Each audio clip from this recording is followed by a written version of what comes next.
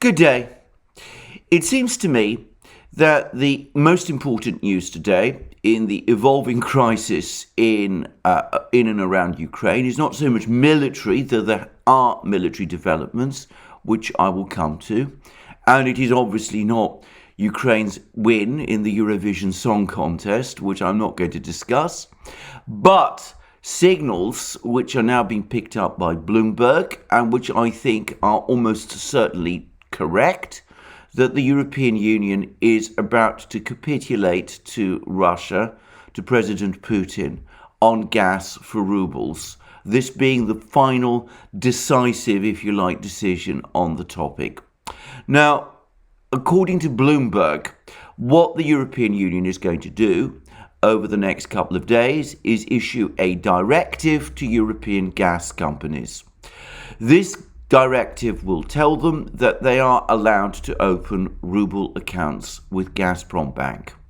Now, this was an essential element of President Putin's gas for ruble scheme. President Putin's scheme was that the European gas companies would pay euros or dollars for the gas they're buying from Gazprom to Gazprom Bank, which would place them in euro and dollar accounts that these companies have with Gazprom Bank.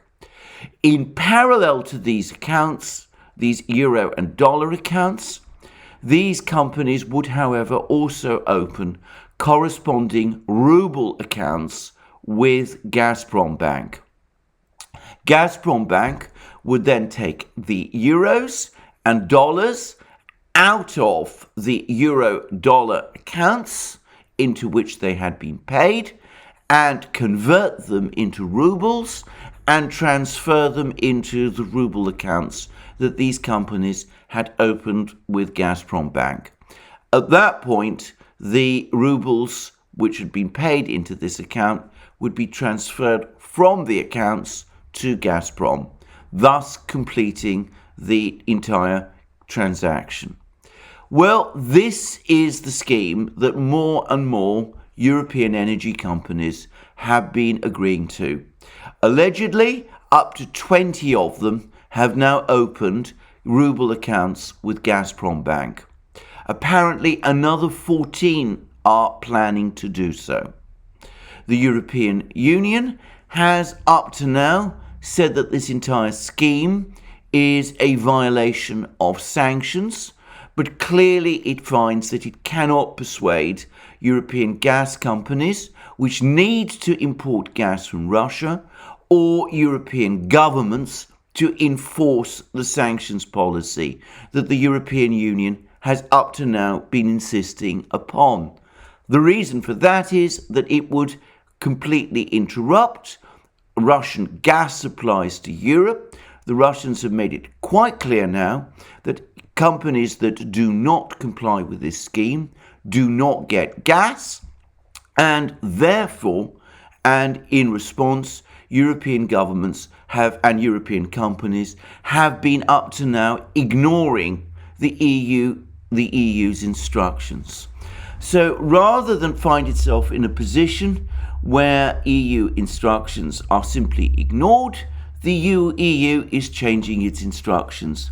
It is saying that European companies are allowed to open corresponding ruble accounts with Gazprom Bank in accordance with President Putin's scheme, but that they are to issue a public statement that when they pay for the gas that they buy from Gazprom in dollars or euros, and that money is paid to Gazprom Bank and placed in their accounts at Gazprom Bank, well, that is, as far as these companies are concerned, allegedly the moment when the transaction to buy the gas is completed. If that looks like a face-saving formula, it is. Now, as has been pointed out by various people, and Jacob Dreisen has done an exceptional video on this topic for the Duran, but as has been pointed out by various people, one of the consequences of the gas for rubles scheme is that it enables the Russians to a great extent to control the value of the ruble with respect to the euro. And in fact, one of the reasons why the euro has been losing value, both against the dollar and against the ruble, is because the Russians are able to are operating this gas for rubles scheme to their advantage, and that this is in consequence strengthening the ruble. Well, it's a complicated point. Jacob Dreisen explains it in detail. Anybody who wants to understand what's happening, I would refer them to that program that he has just made, and which is now published both on his own site, the Dreisen Report, and, by the way, on our own video channel, the Duran. Anyway, there we are. Lots of brave words about not complying with the gas for rubles scheme. Lots of brave words that doing so would undercut the sanctions that the EU has imposed against Russia's central bank.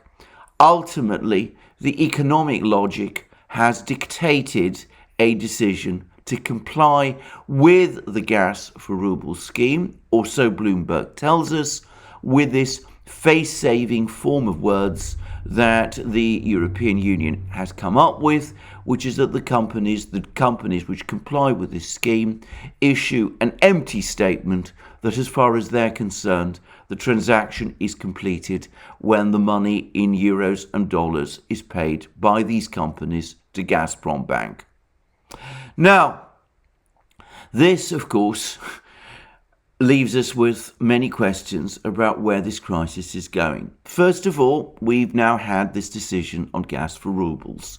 The European Union has, as I said, to all intents and purposes, raised the white flag on this. Secondly, we have reports not yet confirmed and no final decision yet made that the European Union itself, facing implacable opposition from Hungary and also quiet opposition from various other East European, Central Asian states, is planning to drop its demand for sanctions on Russian oil imports.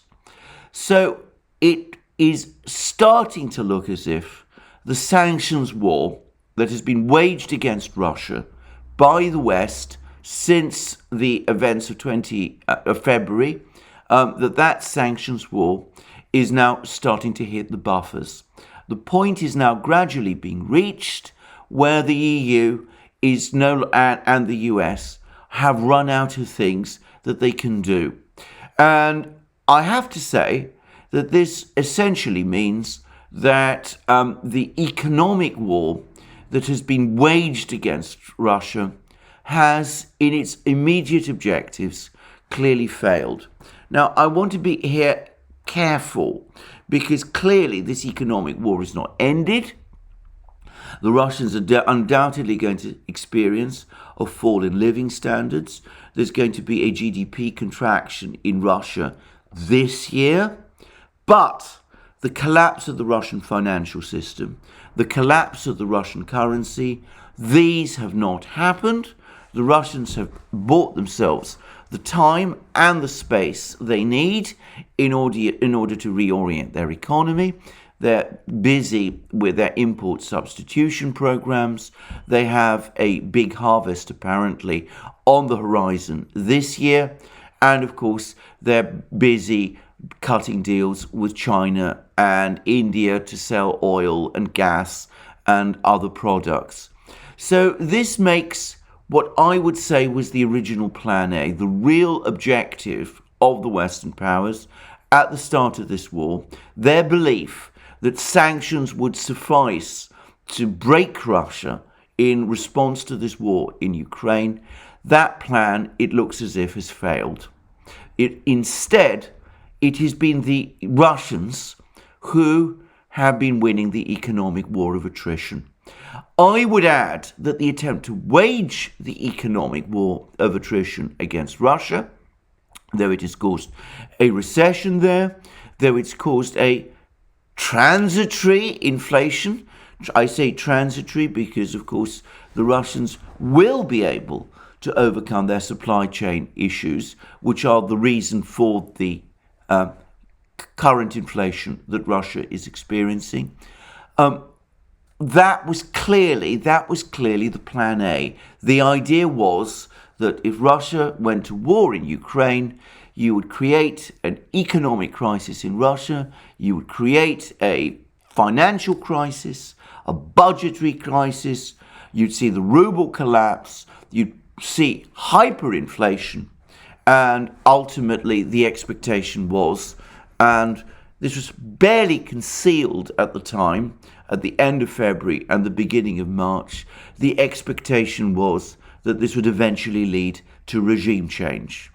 Instead, what is happening is that Russia is steadying and it is winning, as I said, the economic war of attrition against the EU, in the sense that it has clearly carved out for itself space that will probably last it for several years in order to find time to reorient its economy, whereas the European economy is now in a inflation crisis, as to a certain extent is the United States as well.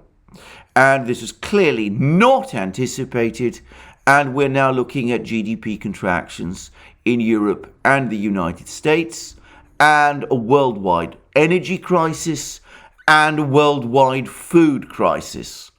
And of course, people in the United States know about the problems with baby formula there. That may not be directly connected to the Ukrainian crisis, but it is in some respects. But of course, it's a crisis that goes far beyond that. And we see how European leaders and G7 leaders, Western leaders, are now starting to become increasingly alarmed. And Olaf Scholz, as I discussed in my recent programs, telephoned President Putin, desperately looking for ways to ease the food crisis, which is now triggering this global inflation. He's trying apparently to persuade President Putin to release more food, which is really most extraordinary, both from Russia and from Ukraine, and offering, as far as I could see, pretty much nothing in return. And we see now a statement from the G7 about the danger of global famine. I would say that this problem of global famine has been there for some time, and it is in fact actions which the Europeans have been taking which have aggravated it. As was again discussed extensively by Jacob Dreisen last year, the EU was running short of gas at that time because they weren't importing enough gas from Russia, and they were competing with the East Asians for liquefied natural gas. So the result was that there was insufficient gas to convert into chemical fertilizer.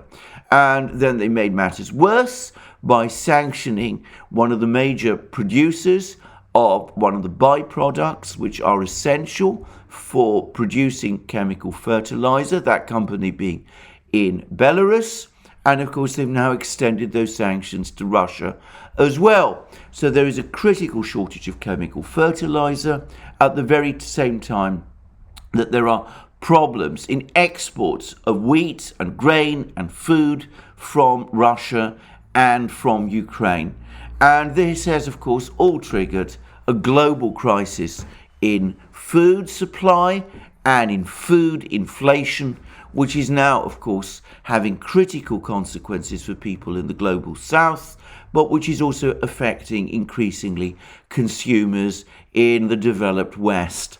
And that, of course, is only one element of what is now going to be a cascading effect with energy shortages, fuel shortages, energy spikes, food spikes, problems with all kinds of other materials, metals, rare earths, what have you.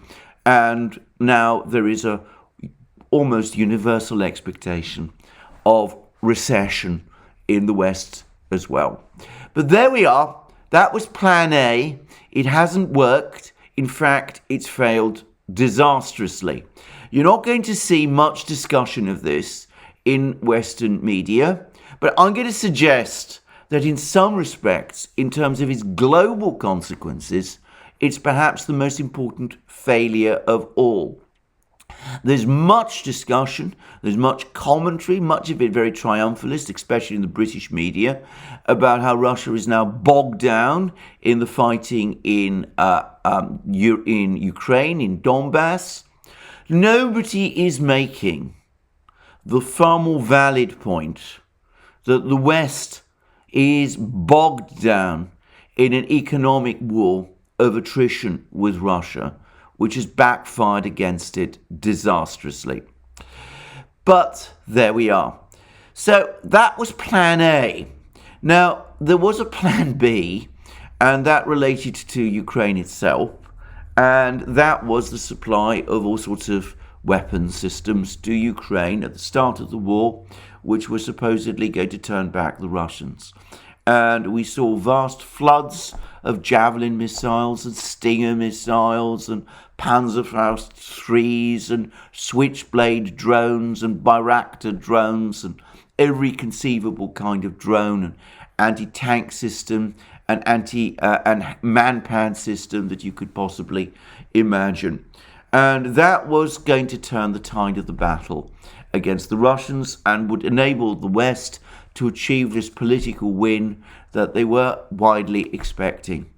Well, it hasn't turned out quite like this. It seems that all of these light weapons that have been supplied to Ukraine have failed to achieve much of an impact.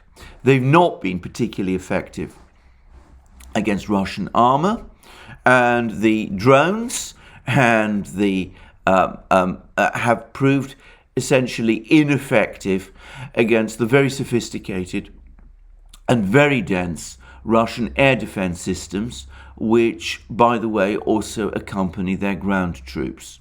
So there has even been a report, which I can't, by the way, confirm, that the Ukrainian authorities have now actually been obliged to give orders to the Ukrainian troops on the ground to stop them criticizing the quality of the Western weapons that they've been getting.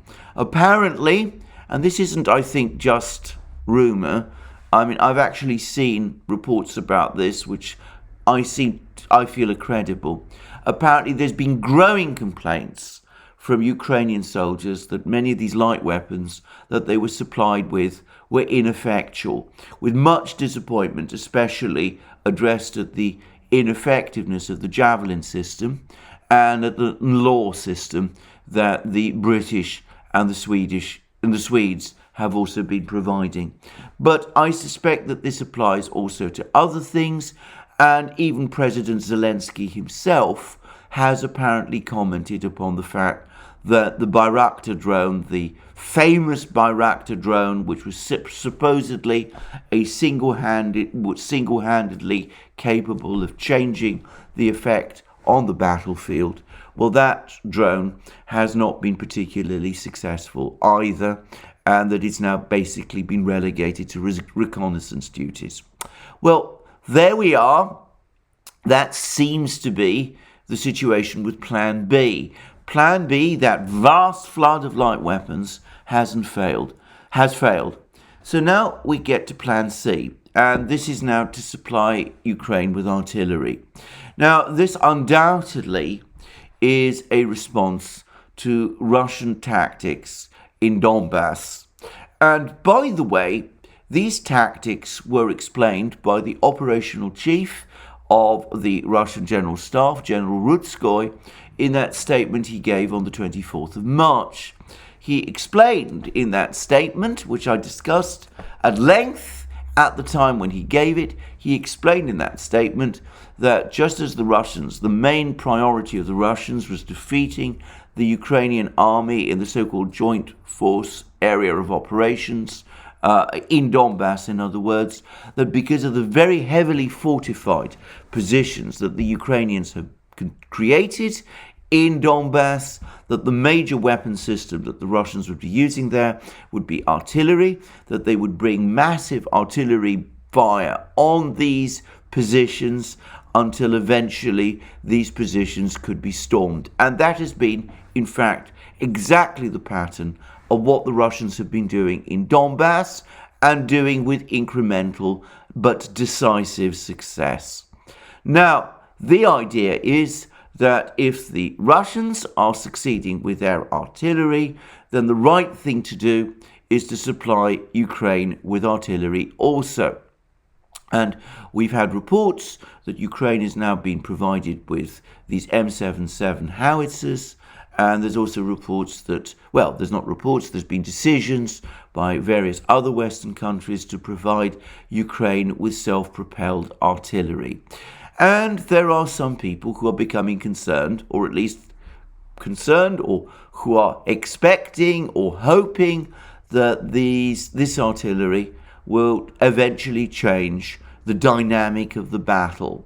And of course, in financial terms, the numbers are enormous. Now, we have had that $33 billion request from President Biden for arms to Ukraine. That has now increased to $40 billion. Some people believe it will go much higher than that. Jacob Dreisen has speculated it might rise to $60 or $70 billion by the time we're through. Senator Rand Paul is trying to slow the process down, but I suspect that sooner or later we will get to that point where this bloated package passes, and we will have the Lend-Lease. Bill, which has already been passed, and no doubt we will start to see orders from Ukraine for various weapon systems of various kinds from the United States as well. And again, one suspects the priority here will be artillery. Well, all I will say about this is that, of course, I have to defer always to the military people. I noticed that Scott Ritter, for example, is particularly concerned that with this flood of Western weapons, though he still expects Russia to be able to capture Donbass and perhaps even eventually Odessa, he clearly believes that this flood of Western weapons will enable Ukraine to reconstitute its army in central or western Ukraine to keep fighting unless the Russians change their strategy, unless the Russians increase their commitments to Ukraine, unless they mobilize. Well, Scott Ritter was talking about 1.5 million men. Well, I understand all of that, and I want to say again, I'm not a military person. So what I say here, I think is must be taken with a very considerable grain of salt. But I wonder whether this is going to make quite as big a difference as some people hope, and people like Scott Ritter appear to fear.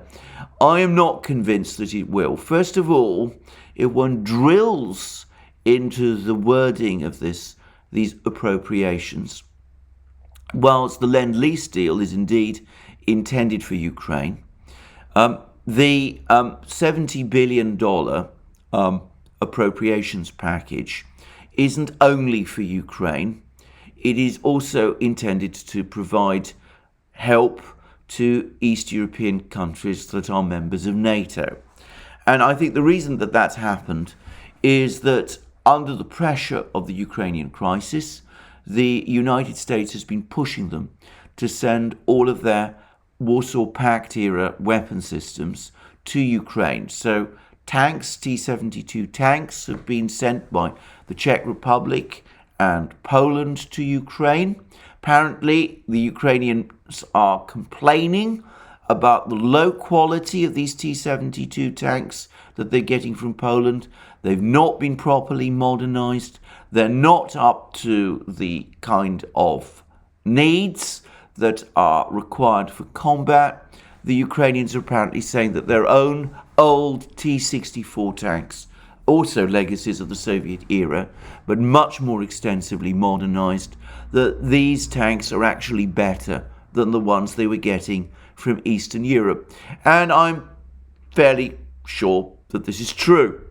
And of course, it wasn't just Poland and the Czech Republic. Slovakia apparently sent its S-300 system. And there have been all sorts of other systems and weapon systems as well. And I suspect that also we're going to see old systems like Gepard anti-tank tanks and perhaps Leopard tanks, old Leopard 1 tanks from Germany, also being supplied to Ukraine. All this old equipment left over from the Cold War, it's all going to be heading east to Ukraine to fight the Russians there. And as I said, the need to replace all of these weapon systems in NATO is now becoming pressing, and I think the $70 billion package is partly to enable these countries to be re-equipped in this kind of way. Note, however, that if I'm right, it will be Uncle Sam that will be writing the checks, just as Uncle Sam will be writing the checks for any weapon systems Ukraine buys from the United States under the Lend-Lease system. Ukraine is going to have to pay for these systems eventually, but until it's able to, it's difficult to see exactly how it can do at least in financial terms. Until that point is reached, it's going to have to be Uncle Sam that actually pays the bill to the US defense complex. So anyway, the first thing to say is $70 billion, assuming that's what it comes to, Lend-Lease, all of this isn't perhaps all earmarked for Ukraine in quite the way that some people imagine. But secondly, or perhaps the further point, is that I'm not actually convinced that these weapon systems, even if they arrive in significant quantities, they're not doing so at the moment, are really going to be enough to match or replace Ukraine's equipment losses. Now, this is a complicated subject because a lot of people are, I think, rightly skeptical of some of the Russian claims about the amount of equipment of Ukraine's that the Russians claim to be knocking out. But there is no doubt at all that Ukraine is losing lots and lots of equipment. And the point about Western systems is that they're expensive and they probably cannot replace the systems that Ukraine is losing one for one.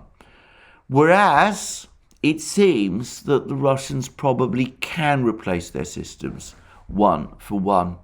So, and of course the Russians do seem to be losing weapon systems at a much lower rate than Ukraine is. So if this is correct, then the West is going to have to run to stand still. And it may be that he can't keep up with the demands.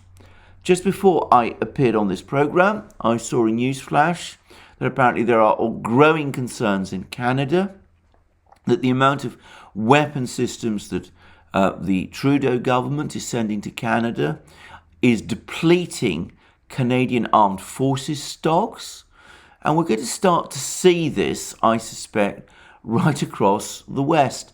I've been looking at the numbers of weapon systems, of these artillery systems in particular, that the West fields.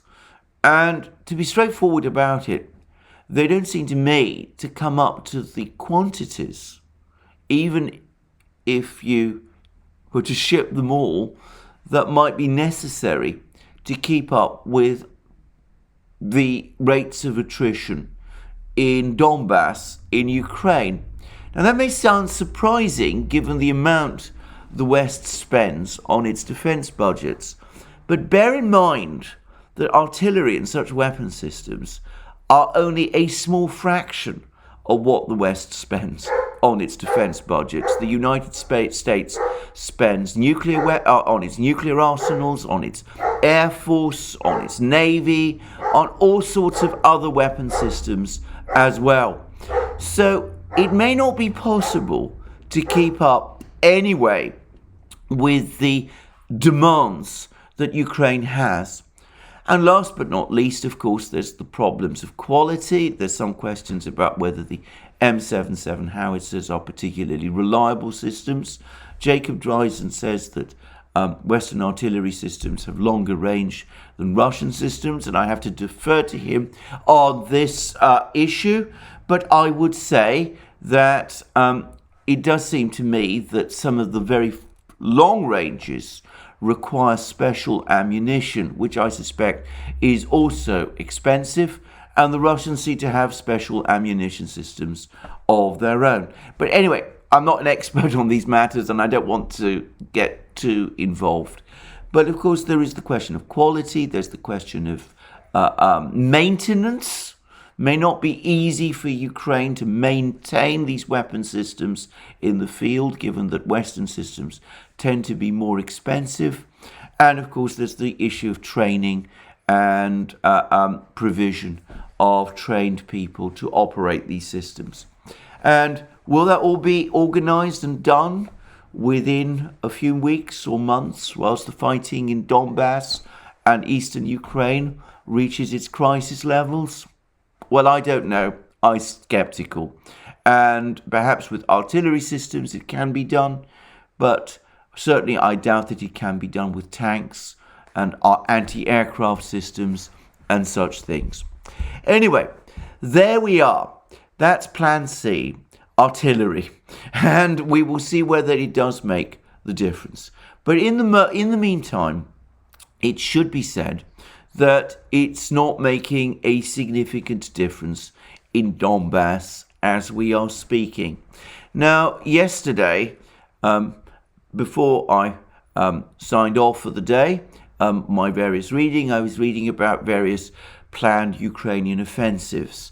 There was supposed to be an offensive on the flanks of the Russian army in and around Izium. And sure enough, apparently such an offensive was attempted, and it may not be unconnected with the fact that apparently the Ukrainians themselves attempted a river crossing. The pontoon bridge that they were supposed to cross was destroyed, and the Ukrainians were repulsed with heavy losses. If that sounds like what happened to the Russians a short time ago on the Seversky Donetsk River, that's not surprising, because it's exactly the same scenario from the other side. I'm not going to try and compare losses, by the way, or discuss further the previous Russian failure. There have been some very interesting discussions about this, including one that suggested that some of the tanks and machines which appear in some of these Ukrainian released photographs, which were allegedly knocked out, are clearly intact and operating. But anyway, I'm not going to get into that. But anyway, it doesn't seem as if that offensive on the flanks in Izium province, against the flanks of the Russian concentration near Izium, has had much success. And then there was supposed to be another Ukrainian offensive in the area of Zaporozhye, and that seems to have been a rather terrible failure. And then the Ukrainians were also claiming that they'd destroyed a Russian supply ship in the Black Sea, only it turned up safe in Sevastopol and seems to be shipping anti-aircraft missile systems to Snake Island. And last but not least, about that so-called Ukrainian offensive in Kharkiv region. Well, as I understand it, it's not quite achieved some of the results anyway that had been alleged. It does seem as if what actually happened was that there was a Russian redeployment within this area of Kharkiv region rather than a successful Ukrainian offensive, that the Russians have been holding their ground within Kharkiv region and have been shelling the Ukrainian troops who advanced with some effect. So at the moment, the dynamics of the fighting in Donbass are not, despite claims of counteroffensives, looking as if they're going Ukraine's way. By contrast, there's been more reports of the Russians gaining more control of more and more settlements across Donbass and tightening their grip on the Severodonetsk-Lysychansk conurbation. Last but not least, it seems that the Russians and their allied forces have been steadily gaining control of more and more of the Azovstal works in Mariupol, despite increasingly desperate and urgent demands, requests from a multiplicity of people for the soldiers in Azovstal, the Ukrainian soldiers, to be released. Apparently, surrender is ruled out. Evacuation is what everybody is insisting upon. The Russians are refusing evacuation, at least at the present time. They're insisting upon outright surrender, and it looks increasingly as if the Azovstal steelworks is being slow motion stormed. Anyway, that's the summary of the fighting, if you will. I come back to my original point. Plan A, the economic war, has not turned out at all as the West expected. Instead of breaking Russia, they have exacerbated their own inflation crisis, and they're now facing apparently serious recessions at the end of this year. Plan B, flooding Ukraine with light weapons, well, that clearly hasn't worked either. Plan C, supplying Ukraine with artillery and other heavy weapons, where we will see what the effect of that is. But I repeat again, Ukraine has not been without heavy weapons. It had large amounts of tanks and artillery at the start of this war. What is being sent to Ukraine is being sent to replace what was lost and what is being lost. It's not clear to me that it can do so or that it can change the course of the battle, which for the moment is clearly going against Ukraine. Well, there we are. That's my video for today. I look forward to you joining me again soon for future videos on this channel. Remember, you can find us on other platforms, on Locals and Rumble. And of course, if you're watching our videos on Rumble, if you go to the top of the video and press the red maroon button, that will take you directly to our Locals homepage, where you can see the exclusive content that we publish there, including my live streams, which take place every Wednesday at 1400 hours Eastern Standard Time, and which are, of course, exclusive to Locals. And we're also on other platforms as well. We now have a very successful Telegram channel, for example, but we're also available on platforms like SuperU, the new free speech platform SuperU, and of course on ODYSEE and others too. And remember, you can support us via Patreon and Subscribestar. And don't forget to go to our shop and buy the amazing things that you will find there: our magic mugs, our hoodies, our t-shirts, our sweatshirts, and all those great things. And last but not least, if you've liked this video, please remember to tick the like button, and please also check your subscription to this channel. That's me done for today. Thank you for joining me again today. I look forward to you joining me again soon, and have a very good day until then.